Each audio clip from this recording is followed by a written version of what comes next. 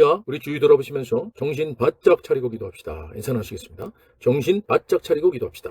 오늘은 갈라디아서 3장 29절 말씀을 중심으로 유업을 이을 자니라, 이와 같은 제목으로 말씀의 은혜를 나누고자 합니다. 저와 여러분, 우리에게 복 주시는 하나님께서는 예수 그리스도 안에서 하늘에 속한 모든 신령한 복으로 복 주시려고 그분의 종이신 예수 그리스도를 세우셔서 구원받은 성도들과 그리스도 예수 안에서 신실한 자들에게 하나님 앞에서 거룩하고 흠이 없게 하시고 자기 아들들이 되게 하시고 구속 곧 죄사함을 주시며 하나님의 기업이 되게 하셨습니다. 우리 하나님 아버지께서는 모든 충만으로 우리를 예수 그리스도 안에 거하게 하시고 측량할 수 없는 그리스도의 풍성을 이방인에게 전하게 하시려고 교회를 세우셔서 예수 그리스도를 교회의 머리요 교회를 예수 그리스도의 몸이 되게 하셔서 만물을 충만케 하시고 계십니다. 그러므로 우리는 예수 그리스도 안에서 하늘에 속한 모든 신령한 복뿐만이 아니라 아브라함의 복을 유업으로 받게 되었다고 성경은 말씀합니다. 또한 범사의 형통함과 강건케 됨을 받으며 하나님의 모든 약속이 우리에게 예가 됨을 믿는 것입니다. 성경에 있어서 하나님께서 주시는 복은 현세적인 복과 내세적인 영적인 복으로 나누어 생각할 수 있습니다.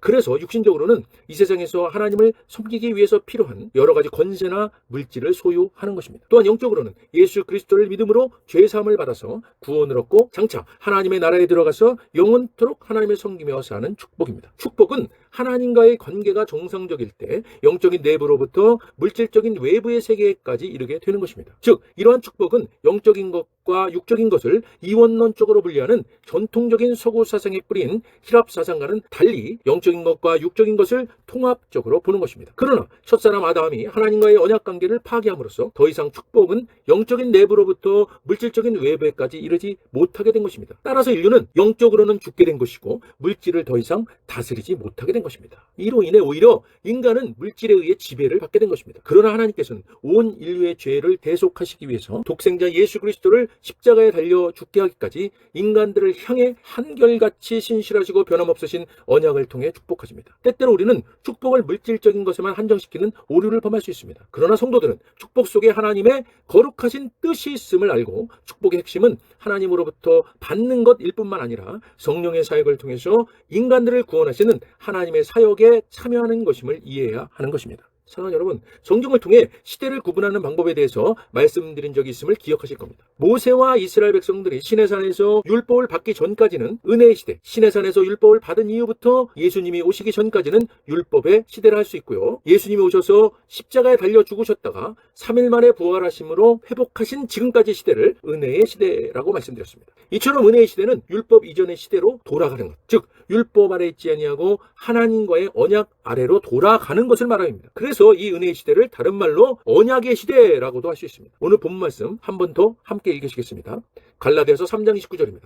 너희가 그리스도의 것이면 곧 아브라함의 자손이요 약속대로 유업을 이을 자니라. 아멘. 사랑하는 여러분, 구원 받으셨죠? 저와 여러분, 우리는 은혜 아래에 있는 거죠. 그렇다면 우리는 아브라함의 자손이요 아브라함과 하나님과 맺으신 언약을 회복하게 된 것입니다. 그러므로 우리는 하나님께서 아브라함에게 약속하신 유업, 그 유산을 받게 되어 있는 언약 백성이 되었다는 축복이 우리에게 주어진 것입니다. 할렐루야. 이 놀라운 축복, 이 아브라함의 은혜란 무엇일까요? 창세기 17장 7절로 9절입니다. 내가 내 언약을 나와 너 및 네 대대 후손 사이에 세워서 영원한 언약을 삼고 너와 네 후손의 하나님이 되리라. 내가 너와 네 후손에게 네가 거류하는 이 땅 곧 가나안 온 땅을 주어 영원한 기업이 되게 하고 나는 그들의 하나님이 되리라. 하나님이 또 아브라함에게 이르시되 그런즉 너는 내 언약을 지키고 네 후손도 대대로 지키라. 아멘. 사랑하는 여러분, 유대주의자들은 율법을 통해서만 유업을 이을 수 있다고 생각했었습니다. 그래서 유대인이 되려면 먼저 할례를 행해야 한다고 확신했습니다. 할례를 행하는 자들만이 아브라함의 자손이 될 수 있는 것이고 아브라함에게 약속된 유업을 받게 될 것이라고 믿었던 것입니다. 그러나 사도 바울은 이러한 상태에 있는 갈라디아 교회의 유대주의자들을 염두에 두고 율법이 갖는 역할과 의미를 아브라함의 약속과 견주어 설명하고 나서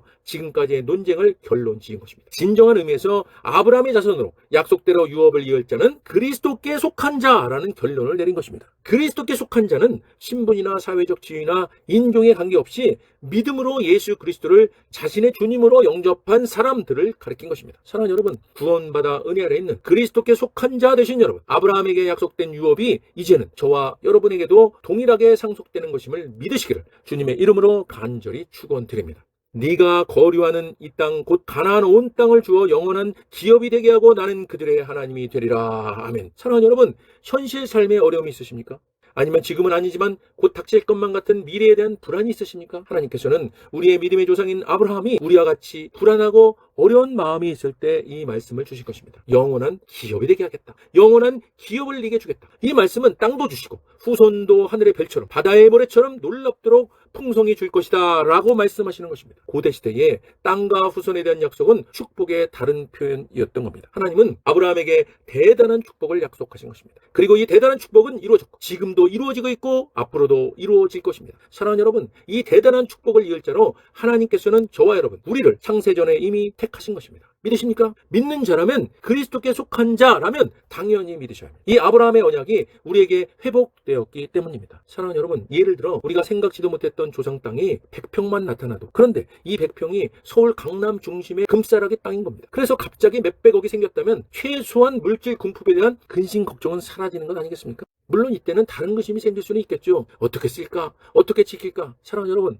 하나님께서 아브라함이 약속하신 유업으로 허락하신 땅은 강남의 100평이 아닙니다. 가나안 온 땅입니다. 강남 전체 땅과도 비교할 수 없는 축복입니다. 이런 아브라함의 축복을 이을 자, 상속받을 자가 바로 저와 여러분, 우리입니다. 이 축복이 너무 커서 도대체 감조차 잡을 수 없을 그런 축복입니다. 사랑하는 여러분, 만약 우리가 미래에 대한 불안과 두려움을 갖고 있다면 그것은 마치 삼성그룹의 이재용 회장이 어떻게 먹고 사나 끼니를 걱정하며 노후를 걱정하는 것과도 같을 것입니다. 물론 아브라함의 유업은 삼성그룹의 이재용과 비교할 수도 없는 것이기도 하지만, 사랑하는 여러분, 우리에게 약속된 축복의 규모가 너무 커서 그 느낌이 감동으로 다가오지 않을지라도 최소한 우리 이렇게 하시기를 소망합니다. 끼니 걱정은 하지 마시길 바랍니다. 노후 너무 걱정하지 마십시오. 그리스도께 속한 저와 여러분에게는 아브라함의 약속된 땅과 후손의 상속이, 그 유업이 주어져 있음을 기억 명심하시고 주님이 주시는 참 위로와 평안과 안식 안에 거하시고 누리시고 나누시고 전하시고 섬기시고 베푸시기를 주님의 이름으로 간절히 축원드립니다. 기도하겠습니다.